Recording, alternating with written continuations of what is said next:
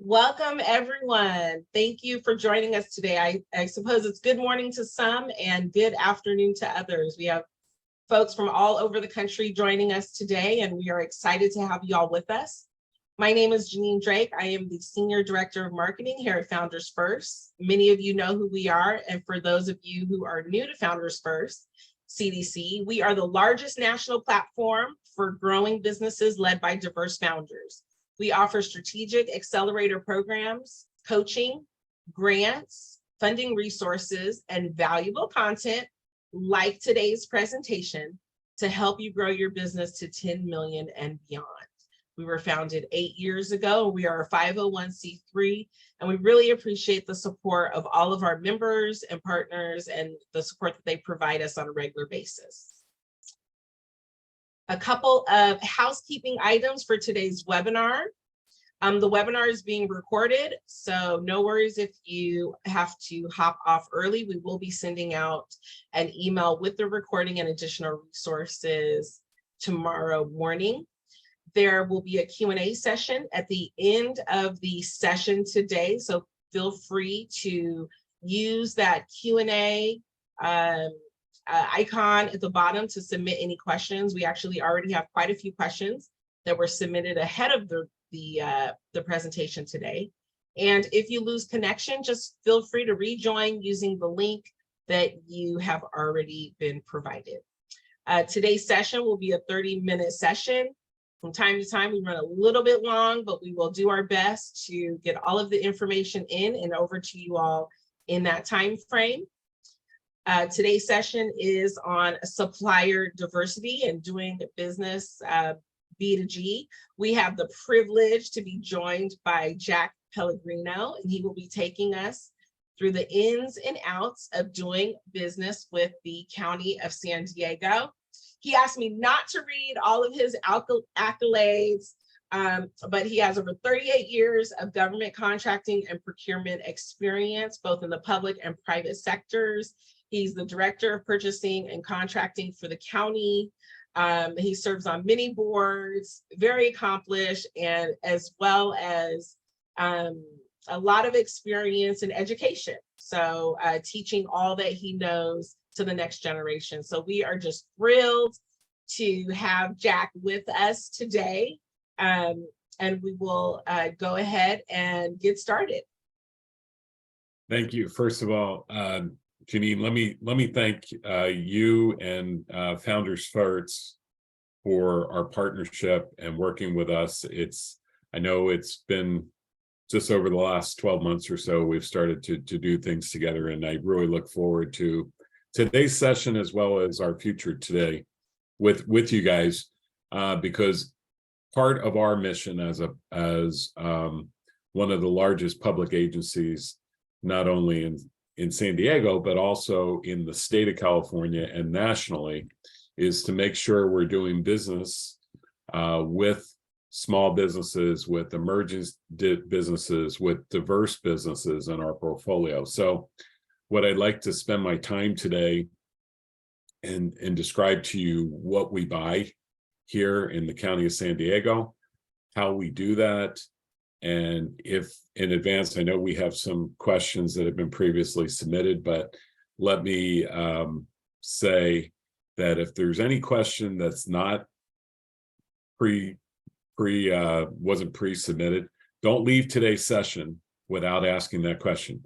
And although we may run out of time, we will answer all questions, okay? Even if we get back to you in writing. So with that, next slide, please. So a little bit about the County of San Diego. We are we just passed our 24-25 budget, and our total organization budget for San Diego County is $8.1 billion a year. We're organized in 4 groups that you see that's portrayed here. The top FG3 is the Finance and Government Group. That basically is the administrative group that supports the whole enterprise across the county. My boss, I sit in that group. I'm one of the, there's about 30 departments in in that group. The finance and controller's office, I report right to the CFO. The chief administrative officer's organization is there. So I call it FG3 is the finance and government group. So that supports the whole enterprise. Our chief technology office is in that group. And again, so think of that when you hear of FG3, that's sort of supports the whole county and all the operating departments. The next one to the right, my right, there is Health and Human Services. That is all things social services, health services, the full gamut. And that is where there is the maximum community benefit, because many of that's where a big part of my portfolio is with health and human services providers that are in the community providing services for the community, especially where we're interested in smaller minority and organizations that are best positions to serve the communities that they're in. And then the remaining two groups are land use and environment group. Those groups are fundamentally land use and environment deals with our sustainability plan, our climate action plan. We also have our parks and rec. We have over in San Diego County, we have over 30 county parks that are out there. Because of our geographic size, we're unique that way. As you know, we go all the way from the border all the way to Orange County, which is 70 miles of beautiful coastal area. And we have plenty of parks out there, and we go all the way out to the desert, which is Imperial County, and then north to Temecula and Riverside. So there's a lot of land, if you will. And that's where, any our agricultural and all those departments that support the diversity of our environment are in Luge. And then last but not least is our public safety group. And that is where we have our county sheriff, our district attorney, our public defender, our probation department, and also those things that are under the public safety umbrella. So next slide, please. As I said, we buy of the $8.1 billion of budget, about 25% of that budget is contracted. We buy goods and services. Last fiscal year, we ended just under $2 billion of goods and services. And if you look at this, our chart here, the very top part of that arch is what I mentioned, health and human services. And I called it health and civic services on this chart, because so just under 1 billion, I would say about 800 million of it was health and human services. The other 300 million or so is what I mentioned, parks and rec, registrar of voters. We're going to be running an election here. We always have another election to run. We're responsible to run those. Our library system, and everything associated. So that's what civic services are. And then you can see on either side as you come down the arch, the types of monies that we spend on construction. In the far right hand, about 264 million last year. What people always ask me, Jenny, is what 380 million for IT and training. Wow, that's a big number. Well, let me tell you that primarily is most of that number is we have a contractor that runs the county's IT infrastructure. So all our computers are, everything IT is run by an organization called Peraton, used to be HP Enterprise Solutions. And so that contract is the majority of that 380 million. because it supports that IT contract supports our 21,000 employees. Oh, that's another fact I didn't mention.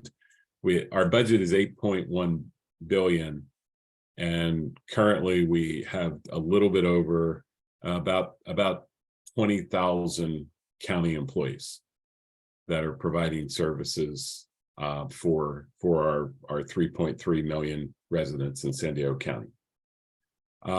Next slide. So procurement, how do we spend that 1.8 billion? Just a handful of ways. We do, if you think about it, there's a simplified way and there's a more formal way, if you put them in those two big buckets. The simplified way is we do have, my departments are authorized to use P cards, and that's basically a Visa card, okay, for goods and services up to $2,500. Now with that, there are rules that go with that because they're issued by my office. They are controlled by the departments. However, there's rules they have to follow. For example, they have to get multiple quotes or multiple bids to do a transaction.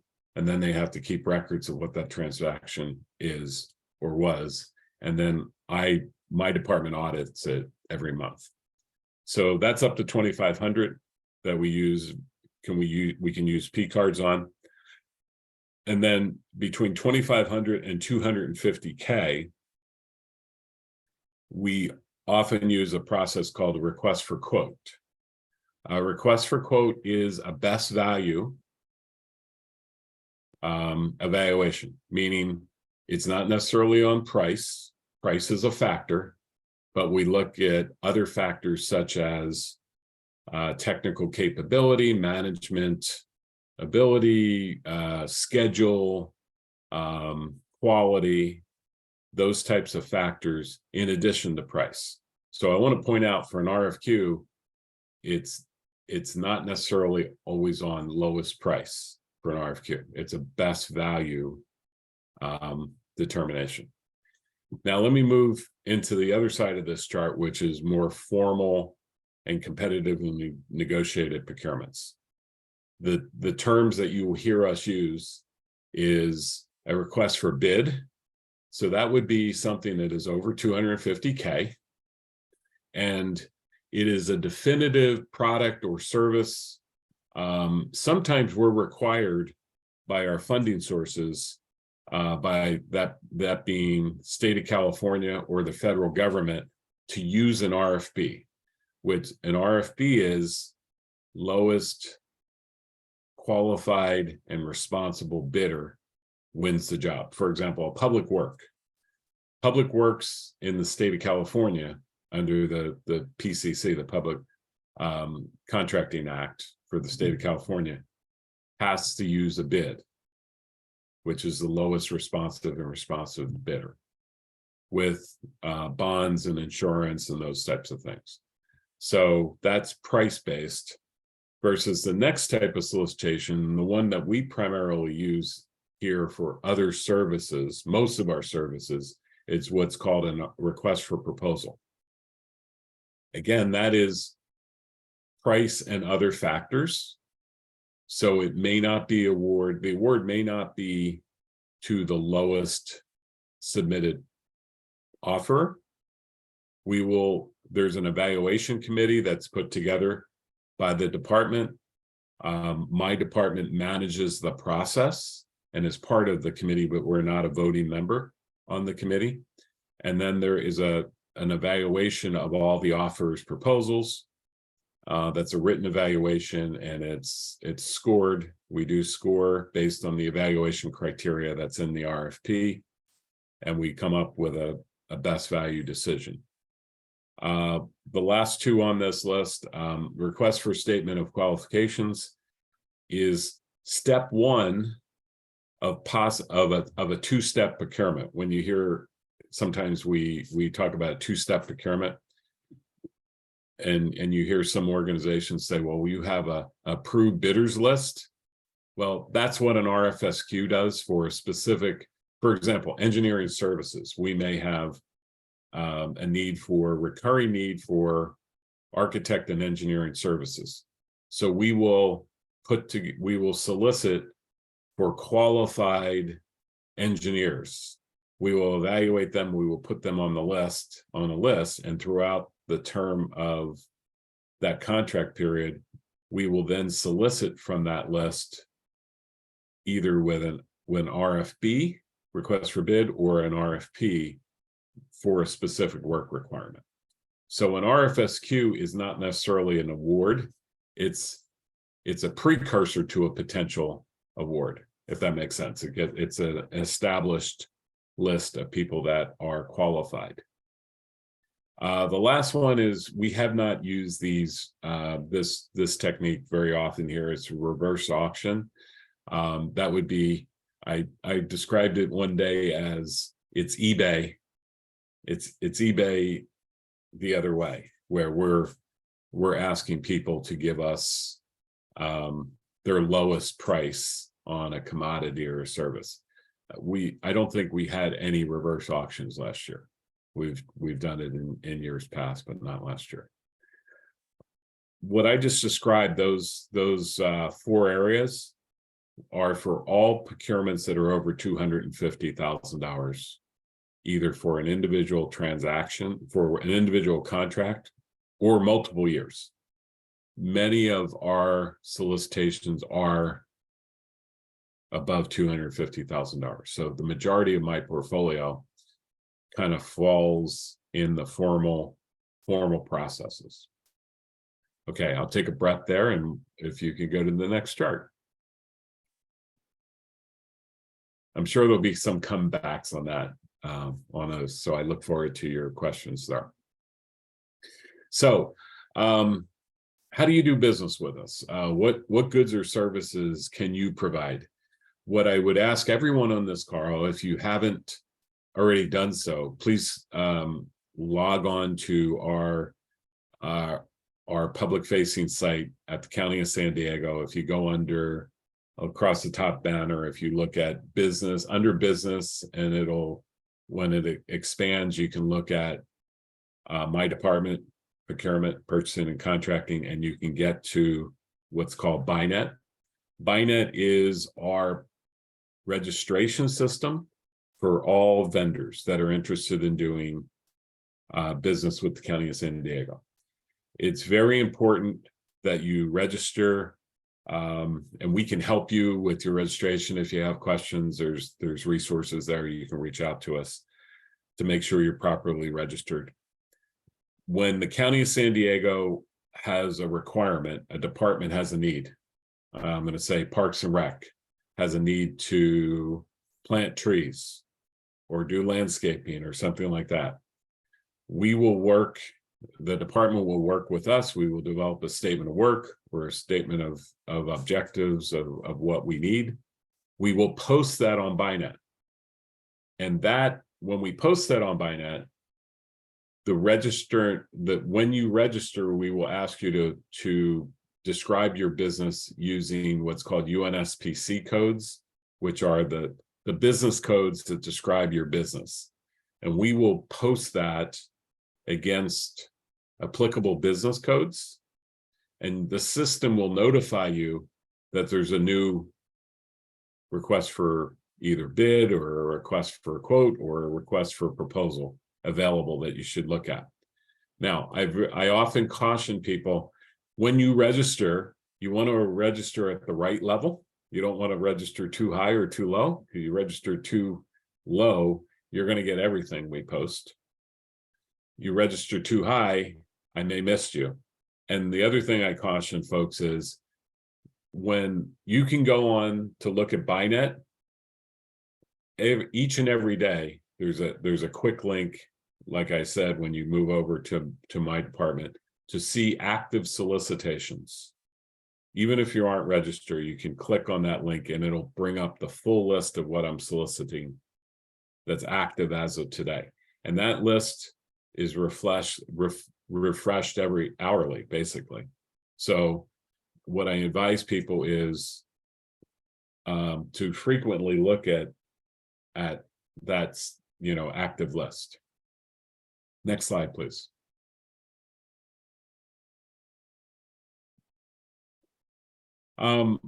We do have some local business preference program, and we also follow small business protocols and veteran-owned business and disabled veteran protocols that are established by the federal government and the state of California.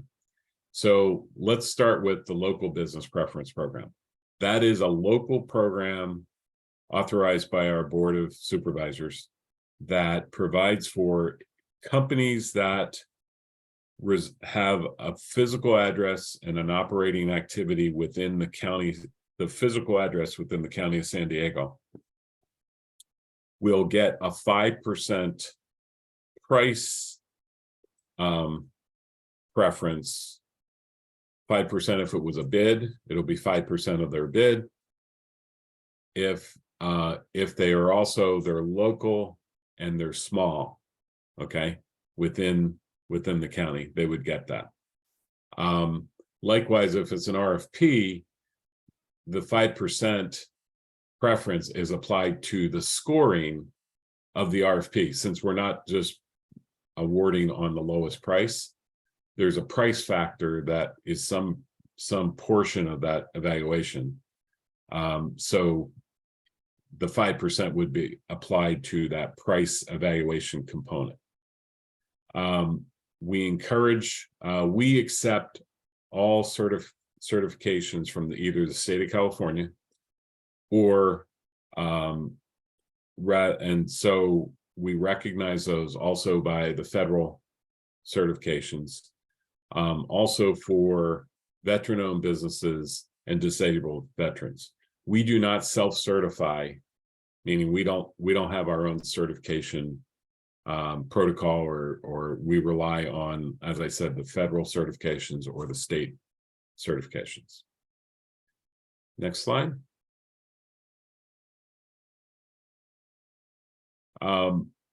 This is brand new, so this is actually one of the first times I'm briefing this to an organization.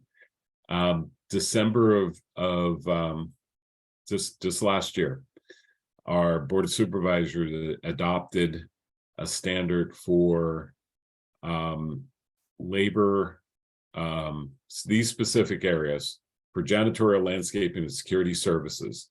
And it's called a labor compliance requirement that we want to ensure that our contractors are providing both a set of livable wages and benefits to their workers that are providing services in these three areas that are supporting county facilities. That is just now being promulgated. If you respond to a new RFP that we're issuing in one of these three areas, you will see those requirements are now embedded in those solicitations. We will have a floor minimum wage rate that we expect you to pay. And then also we have some language about number of vacation days, sick time, and those types of, I call them other benefits that will, again, it applies to contracts in these three areas. Next slide. So how do you engage with us? Again, as I said, first register, but there's another key tool for a business that had never done business with us before. What we would recommend to do, we have a really great contract search tool that every contract we have issued since, got to think back, I've been here since 2013, and we implemented this a year after I was here. So I think the database goes back to 2014, so almost a decade now. Of every contract that we've ever issued, is available on this contract search tool. So what we suggest to do is, if you're a new business and you're interested, you've never done business with us before, we suggest you go to this contract search tool, look for the current contract that we're servicing, that we're doing for this, and look through that contract, and you will see it's the full contract, including the scope of services, the pricing, and all the contractual requirements. Even in advance of you responding to a request for a proposal or a new solicitation, my advice is always look at what we're currently doing, how we're currently contracting. Now, there's a little bit of a caution, is just because in the new solicitation may have a little bit of different requirements, or might have change requirements or something that's unique or different from the current contract. So you always need to read the current solicitation with more detail. But a good way to understand what we buy and how we buy it is looking at existing contracts. Next slide. So in closing, what I would say is, please register on BuyNet. We are always looking for small business, diverse businesses that want to do public contracting. My job, our job, is to have the most robust set of contractors to serve the county in every area, because I buy so much over such a broad area. So we look forward to you registering, filling out your profile so we can reach you, so you know what's coming up. My next comment is to check BuyNet, read the solicitation very carefully, and when you respond, when you give us a proposal or a quote, fully respond. Give us your best proposal right out of the box, right. It's assume that we're asking those questions. We need full answers to all those questions. If you answer it incomplete, we may not be able to award, because then that would be unfair to people that did fully respond. So that's one of the cautions I give the people, is not to just say, well, I'm interested, but I have all these conditions, or I have all these questions. When we issue solicitations, there is a period of time that we invite questions. If you have a clarification item, we invite you to submit that in writing to us, and we will respond to that before the solicitation closes. Once the solicitation closes, our communication becomes very restricted until we get through the evaluation process. Again, offer your best products, pricing, services, first time out of the box, and ask us questions during the process. And we try to give everybody, when you ask a question, those questions and answers are published to everyone that was part of that solicitation. So it's not just a one-on-one question and answer response. That question and answer gets pushed out to everyone that was interested in that solicitation. Next slide. I think that here's a little, again, you can use the CR code, or you can use the link to get to our websites. And at this point, I'll turn it over back and answer any questions you might have. Yeah, thank you. That was fantastic. We really appreciate all of those insights. You went into a lot of detail, a lot of transparency with how to do business with the county. We do have some questions. I know we're bumping up against time, but you said time is no element, so we're just going to get into it here. Okay. How long is the process from start to end? So they apply, and then how long when they find out, et cetera? So it depends on the size and complexity of the procurement. Obviously, if we're using a purchase card, a Visa card, so up to $2,500, that can be done in hours or a day, right? Real time It happens real-time transactions. The more formalized, an RFQ may take 30 days, may take 60 days, may take 90 days. Clearly, a bid or an RFP can take 3 months, 4 months, 6 months. Again, it depends on the nature of what we're buying and the type of solicitation that we're doing. The key thing that drives that time is we want to make sure we give the contracting community adequate time to respond to a solicitation. Because if we don't give the contracting community, contractors, enough time to respond, we're going to get poor responses or no responses. And that doesn't help us do what we need to do. Okay, great. Thank you for that. Does the county contract with nonprofits? Absolutely. A large share of that portfolio, because of health and human services, is mostly nonprofits. I don't have the number right off the top of my head, but it's hundreds of nonprofits, community-based organizations that are in our health and human services portfolio that we contract with. Great, good to know. What is missing that is most urgent right now in the county's procurement needs? I would say the identification of diverse organizations. We are always looking for qualified small businesses, minority businesses, veteran-owned businesses. Now, some of the challenges with that is some of our projects, many of our projects are very large. So smaller organizations or diverse organizations may not have the full set of capabilities to do that. So what I ask those organizations to do is, or if they don't have the experience or the capacity, is to work with other larger companies as a subcontractor to respond to county business. So to partner and submit as a subcontractor under a larger entity. Two great ways to do that. First of all, you get experience on county contracts and learn how to do it. And you're not the prime, you're a sub.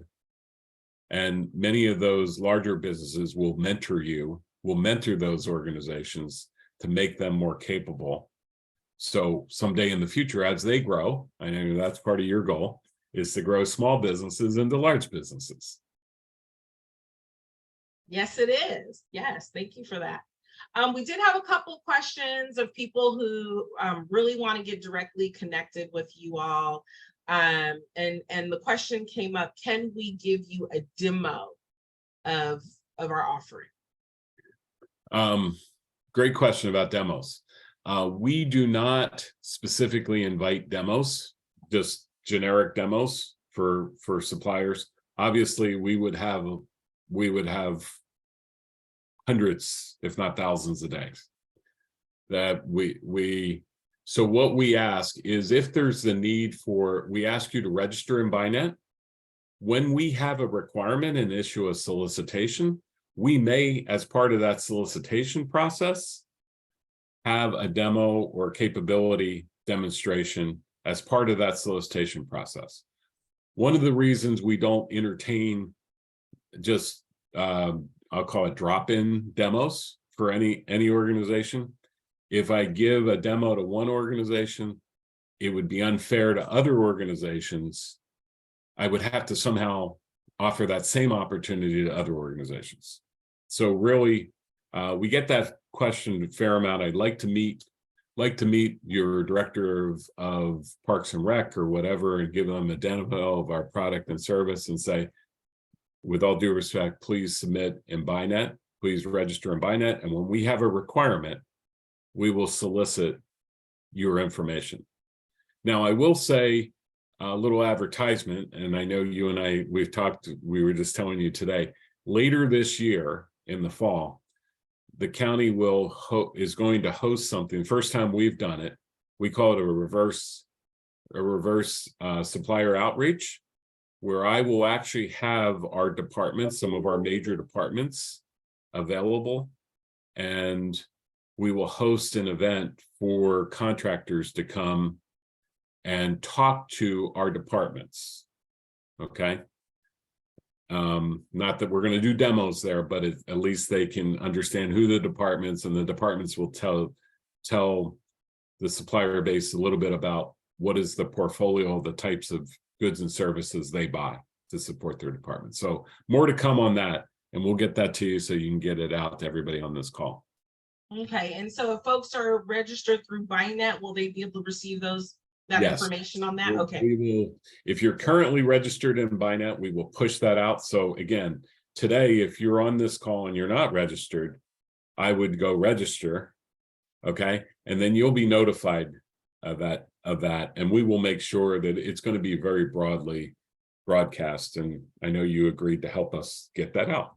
Yeah, for sure. Absolutely. We're over time. I'm just going to ask a couple more questions here. This one is how to write a prevailing wage bid as a subcontractor and how to price it to be granted the bid, which is all right, over my head. So you're going to get into, there's a lot to unpack in that question, and it really is individual. It's so specific to an individual procurement and prevailing wage. Yes, I am required, the prime is required to have prevailing wage and pay prevailing wages on a public construction contract. That's the law. And that includes all subcontractors for a prevailing wage. So the short answer is, I can't advise how to do that. You have to look up what the prevailing wage is, and those are published by the Department of Labor. Okay. And how you price that with your prime as a sub or as the prime, it's not something that the county gets in the middle. We will look to make sure that the prevailing wage is that wage or higher. Okay. Okay, great. Thank you for that. I'm going to ask this two more questions, actually. So this question, we had a lot of questions come in, very specific, similar to what you just mentioned: batteries, staffing agencies, microgrids, coffee providers, hazmat cleanups. One that just came in on the session: affordable housing development, artwork. Mm-hmm. What is the suggestion? Is it the contract search? So here's what I would say is, first of all, register in BINET, register the types of services that you have, do a keyword search on the active solicitations, because if we need those things, it'll be up there in a solicitation. Okay. Now, there are some of those, let me deal with a couple of them there, like catering services. We do go out for catering, but sometimes it's for a broader, like it's supporting a whole it's supporting a whole facility. It's really not one-off catering, but there are opportunities through the prime contractors to be a sub. So my advice is some of those things that you described. Batteries, we do buy batteries, but sometimes it's part of the vehicles that we buy, and it's part, so it's not directly as a prime, but it's as a sub or a material provider to a prime contractor. Okay, great. Thank you for that, Jack. I would be remiss if I didn't ask you, because of all your experience, just in general with, our companies who are trying to do business with government entities, municipalities, et cetera, any tips just in general? So maybe not county specific, but just in general. Well, first thing about, County of San Diego, we encompass such a large geographical area and a full breadth of what we buy. Having said that, there are other public entities that are part of the county. Obviously, the city of San Diego is very prominent. Okay, they buy some of the same things, but some different things. Okay, you have the airport authority, you have Caltrans, which is a state organization, you have Sandag, you have other, 18 cities in this great region we call San Diego. My advice to you is each of us has our own nuances about how we do business, and what our contracts are not the same, our solicitations are not the same. So my advice to you is understand those differences. We try to be very clear in our solicitations what our requirements are, but there are differences between if you see a solicitation from the city and a solicitation even for the same thing, homeless services. The contract format may look different. The clauses will look different. I can guarantee you that, because we may be using different funders' money. We may be using federal funds. The city may be using local funds. So with that, there's a reason for some of those differences. So my advice would be read the solicitations carefully and ask questions of that specific agency, because they're in the best situation, because we're not common across the board. Great, wonderful answer. Thank you for that. Great advice to all of our attendees today. Jack, it's been such a pleasure. Really appreciate all of your experience and insights, and again, the transparency on doing business with the county. We look forward to having you join us again sometime in the future. To our attendees, we will be getting out emails with the resources listed, the presentation deck, if not today, then tomorrow. So be on the lookout for that. And you will be able to watch a recording, share it with others in your organization, etc. Jack, thank you again for joining us. We really appreciate your time today. Thank you for the opportunity, and we'll see you in the fall at our reverse outreach. Sounds great. Bye-bye. Bye, y'all.